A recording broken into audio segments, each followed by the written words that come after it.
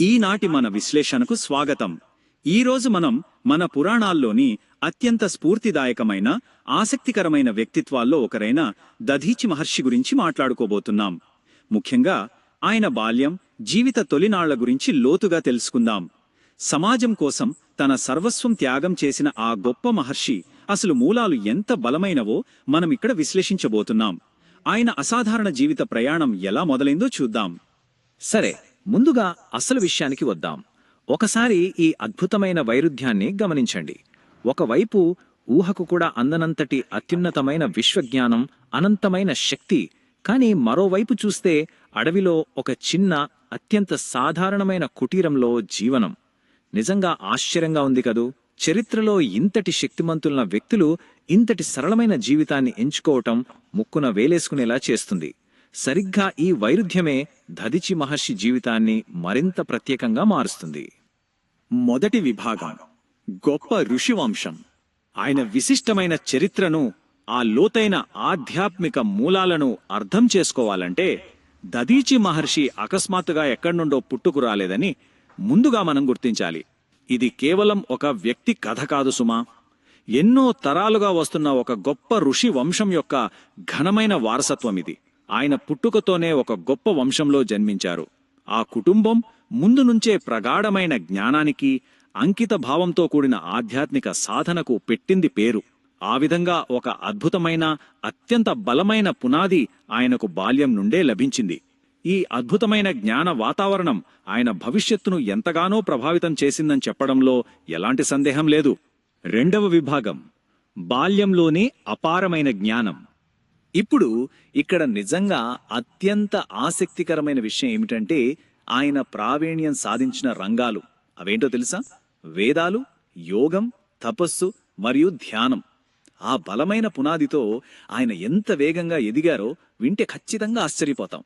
మిగతా పిల్లలు ఆడుకునే వయసులో ఈ 4 అత్యంత కష్టమైన రంగాలలో ఆయన పూర్తిస్థాయి నిష్ణాతుడయ్యారు. ఒక్కొక్క దానిలో పట్టు సాధించడానికే ఎందరికో ఒక జీవితకాలం పడుతుంది కదా. కానీ అంత చిన్న వయసులో ఇంతటి ఏకాగ్రత, క్రమశిక్షణతో ఇవన్నీ సాధించడం ఆయన అసమానమైన మేధస్సుకు నిలువెత్తు అద్దం పడుతుంది. ఒకసారి ఈ 2 విషయాలను బేరీజు వేసి చూద్దాం. ఒక పక్క ఆయన సంపాదించిన అపారమైన విశ్వజ్ఞానం, కఠోర శ్రమతో సాధించిన బౌద్ధిక, ఆధ్యాత్మిక శక్తి. కాని మరోపక్క చూస్తే దానికి పూర్తి భిన్నంగా ఆయన దైనందిన జీవితం అత్యంత సరళమైనది. ఇంతటి జ్ఞానం, శక్తి ఉన్నవారు సాధారణంగా ఎంతో గొప్పగా ప్రాపంచిక భోగాలతో బతకవచ్చు కదా. కాని ఆయన ఎలాంటి ఆడంబరాలు లేకుండా జీవితాన్ని చాలా సాధారణంగా ఉంచుకున్నారు. ఈ 2 అంశాల మధ్య ఉన్న ఆ స్పష్టమైన వ్యత్యాసం మనకు ఎన్నో గొప్ప జీవిత పాఠాలను నేర్పుతుంది. మూడవ విభాగం, ఆశ్రమ జీవితం, ప్రజాసేవ. ఇప్పుడు ఆయన అంతర్గత సాధన నుండి బాహ్య ప్రపంచంపై చూపిన అద్భుతమైన ప్రభావం వైపు మన దృష్టిని మరల్చుదాం. తాను నేర్చుకున్న గొప్ప జ్ఞానాన్ని, శక్తిని కేవలం తన స్వార్థం కోసం కాకుండా సమాజం కోసం ఎలా ఉపయోగించారో తెలుసా?